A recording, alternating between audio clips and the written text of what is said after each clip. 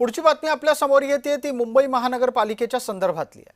मुंबई महानगरपालिकेमध्ये नेता आणि प्रशासकीय अधिकारीच जातात असं आतापर्यंत आपण ऐकत होतो, पण आता परिस्थिती बदलली आहे की काय असा संशय यावा, कारण मुंबई महानगरपालिकेमध्ये चक्क नगरसेविकेचीच पर्स मारली गेली। तिच्याकडे असलेल्या पर्समधून थोडे नाहीत तर 20,000 रुपये चोरले गेले आहेत आणि ही चोरी स्थायी समितीच्या सभागृहात झाली आहे।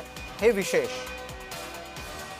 ठाकरे गटाच्या नगरसेविकेच्या पर्समधून 20,000 रुपये चोरले जाण्याची घटना मुंबई महानगरपालिकेच्या मुख्यालयात घडली आहे। हे महत्त्वाचं।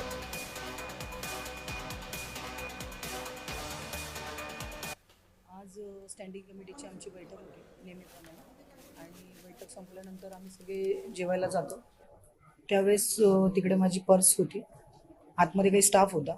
माझ्या पर्समधून 20,000ची कॅश कोणीतरी पर्स ओपन करून काढून घेतली। याबद्दल MS डिपार्टमेंटच्या मॅडम, त्यांच्याशी MS यांना आम्ही भेटलो, त्यांना सगळी घटना सांगितली। त्या तिकडे अवेलेबल होत्या।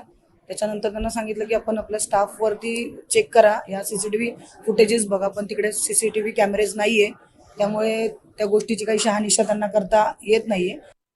ते महानगरपालिकेच्या अर्थकारणावर शिक्कामोर्तब होतो किंवा तिथे बजेट सँक्शन होतं, अशा सभागृहामध्ये जर चोरी व्हायला लागली तर ती महानगरपालिका प्रशासनाच्या दृष्टीने नामुष्कीची गोष्ट आहे।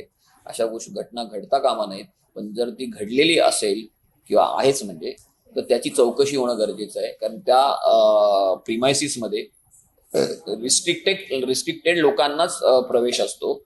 ती लोक सुद्धा ठरलेली असतात।